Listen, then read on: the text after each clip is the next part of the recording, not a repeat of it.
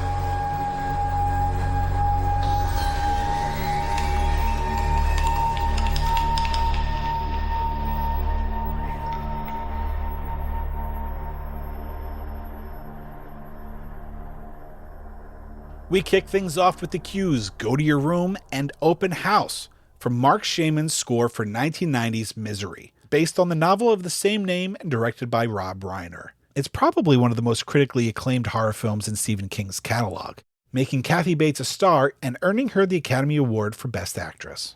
We then heard excerpts from Chaz Jankel's score for the Cat from Hell segment from Tales from the Dark Side, the movie, which was also from 1990 and directed by John Harrison, who is himself a fantastic composer and featured in my book Scored to Death 2.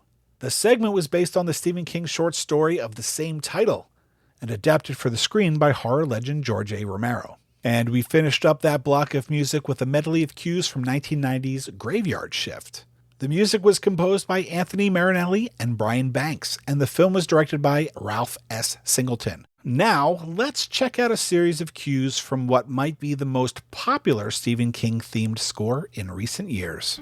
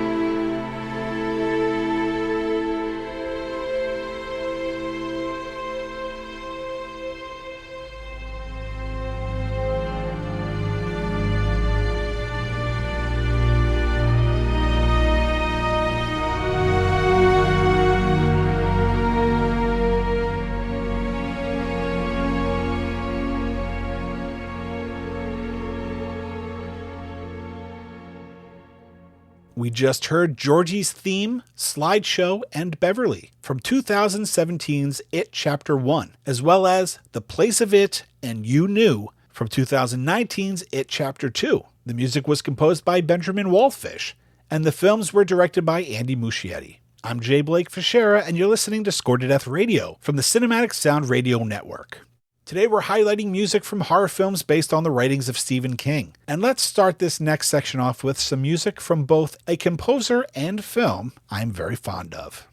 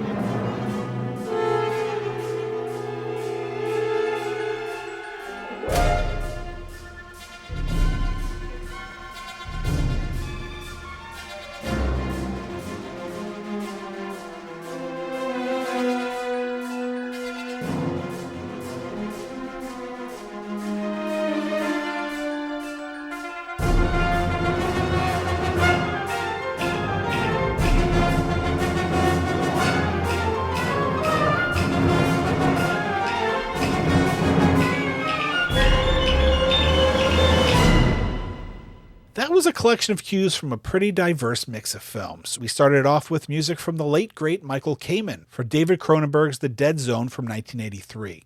That score always sticks out to me because 1, I like it a lot, and 2, it's one of the few Cronenberg scores not written by Howard Shore. We then heard music from 1993's Needful Things, composed by Patrick Doyle. The film was directed by Charlton Heston's son, Fraser C. Heston, who, just a few years before this, acted as second unit director on the movie City Slickers. And we finished things off with a few pieces from director Tom Holland's 1996 film adaptation of Richard Bachman's Thinner, composed by Daniel Licht. And Richard Bachman, of course, is a pseudonym that Stephen King used for several books throughout his career. If you'd like to see a full track list for this and every episode of Score to Death Radio, head over to cinematicsound.net. I'm Jay Blake Fichera, and you're listening to Score to Death Radio from the Cinematic Sound Radio Network. Today we're highlighting music from the horror films based on the writings of Stephen King, and now let's take a listen to a couple of cues from a great score from a somewhat unpopular film.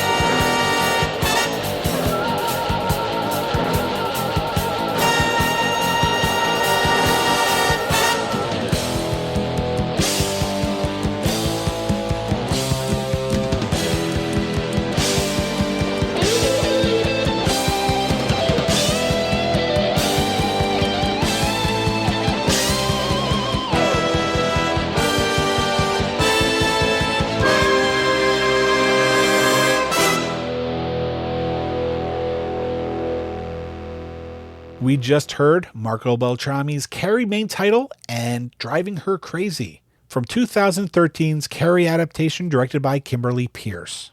I'm always hesitant to call films like these remakes because is it a remake of Brian De Palma's 1976 film or is it just another adaptation of the same source material?